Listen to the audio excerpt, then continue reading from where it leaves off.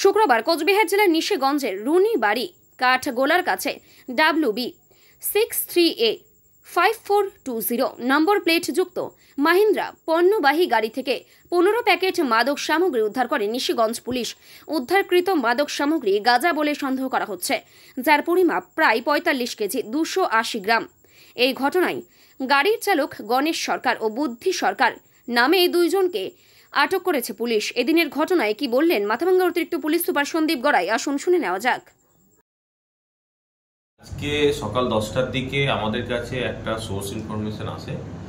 সেই ইনফরমেশন বেসিসে ওসি নিশিগঞ্জ ওপি একটা মদনমোহন বাড়ির কাছে, নিশিগঞ্জ মদনমোহন বাড়ির কাছে একটা ছোট মহিন্দ্রা গুডস ভেহিকেলকে আটক করে এবং সেই গুডস ভেহিকেল থেকে 15 প্যাকেট গাঁজা উদ্ধার হয়, যেটা ওজন করে পাওয়া গেছে প্রায় 45 কিলোগ্রাম। এবং সেই গাড়ির যে ড্রাইভার এবং গাড়ির যে আরেকজন ছিলেন, দুজনকে আমরা অ্যারেস্ট করে থাকি। তাদের নাম হলো গণেশ সরকার, যার বাড়ি হচ্ছে পুন্ডিবাড়ি, এবং আরেকজন ছিলেন যার নাম হচ্ছে বুদ্ধি সরকার, যার বাড়ি হচ্ছে রাজপুর কোতোয়ালি থানার আন্ডারে। তাদেরকে আমরা অ্যারেস্ট করেছি এবং তাদেরকে আগামীকাল তাদেরকে আমরা কোর্টে ফরওয়ার্ড করব। এই গাড়িটা পুন্ডিবাড়ি থেকে, যতটুকু প্রাথমিক তদন্ত করে পেয়েছি, যে পুন্ডিবাড়ি থেকে তারা ঘুকসাডাঙ্গা হয়ে নিশিগঞ্জে এসেছিল।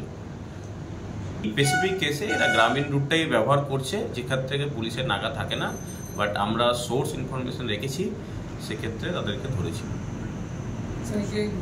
আমরা ইনভেস্টিগেট করে দেখবো RTO অফিস থেকে যে গাড়িটা কার নামে আছে, ডিটেলস আমরা দেখে নেব। গাড়িটা বাজেয়াপ্ত করা হয়েছে, তার নাম্বার আমাদের কাছে আছে।